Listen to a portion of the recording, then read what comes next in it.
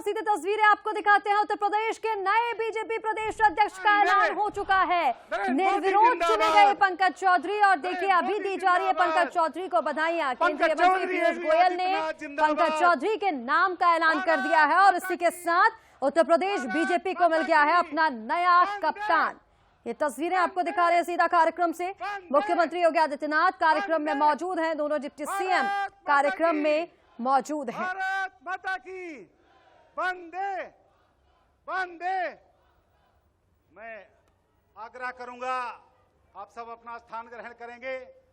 मैं इस अवसर पर आग्रह करूंगा, उत्तर प्रदेश के सभी 6 महामंत्री, सभी महामंत्रियों से आग्रह है कि बड़ी माला पहना करके इस अवसर पर माननीय प्रदेश अध्यक्ष जी, माननीय मुख्यमंत्री जी, माननीय पीयूष गोयल जी का स्वागत करेंगे, अभिनंदन करेंगे बड़ी माला में। तो ये तस्वीरें आपको दिखा रहे हैं लखनऊ से सीधा कार्यक्रम से, जहां पर उत्तर प्रदेश बीजेपी को नया कप्तान मिल चुका है। पंकज चौधरी के नाम पर औपचारिक मुहर लग चुकी है। आपको बता दें यूपी बीजेपी के नए अध्यक्ष पंकज चौधरी और इसी के साथ शंखनाद के बीच ये बड़ा ऐलान किया गया। केंद्रीय मंत्री पीयूष गोयल ने पंकज चौधरी के नाम का ऐलान किया और भूपेन्द्र चौधरी ने पार्टी का झंडा पंकज चौधरी को सौंपा। तो आपको बता दें केंद्रीय वित्त राज्य मंत्री पंकज चौधरी अब यूपी भाजपा के नए अध्यक्ष बन गए हैं। कार्यक्रम से सीधी तस्वीरें आपको दिखा रहे हैं।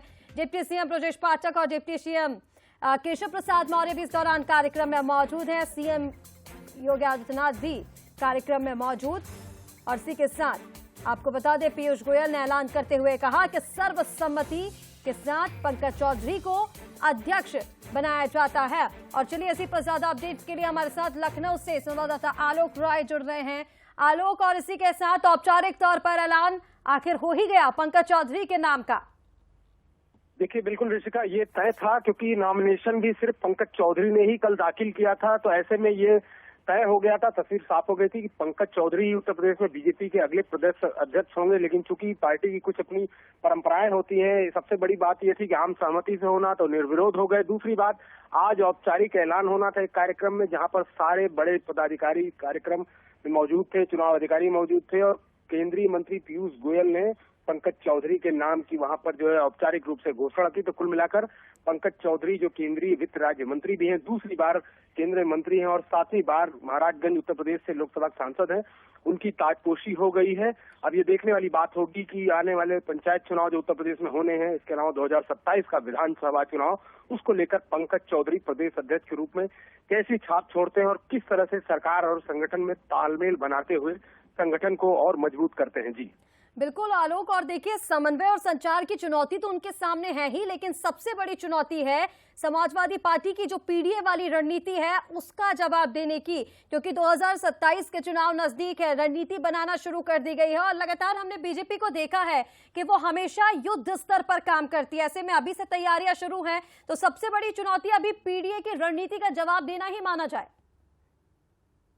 जिस तरह से अखिलेश यादव लगातार काम कर रहे हैं, खासकर जो पीडीए का लेकर के वो पूरे प्रदेश में माहौल बना रहे हैं और कहीं ना कहीं 2027 को लेकर के वो रणनीति बना रहे हैं। क्योंकि देखा जाए तो लोकसभा चुनाव जो हाल में हुए थे पिछले साल 2024 में, उसमें जिस तरह से समाजवादी पार्टी और उसके गठबंधन को सफलता मिली, बड़ी संख्या में उन्होंने सीटें जीती, उनके लोकसभा सांसद जीते और बीजेपी को बहुत बड़ा नुकसान झेलना पड़ा जो कि पार्टी के लिए अप्रत्याशित था। और कहीं ना कहीं इसीलिए पार्टी ने सोचा था कि इस बार ओबीसी चेहरा ही लाया जाएगा प्रदेश अध्यक्ष के रूप में। और एक और चर्चा चल रही है, हालांकि ये भी सूत्रों के हवाले से है कि उत्तर प्रदेश में 2 की जगह 3 डिप्टी सीएम बनाए जाएंगे, जिसमें किसी ओबीसी चेहरे को शामिल किया जाएगा, किसी को प्रमोट करके दिल्ली भेजा जाएगा।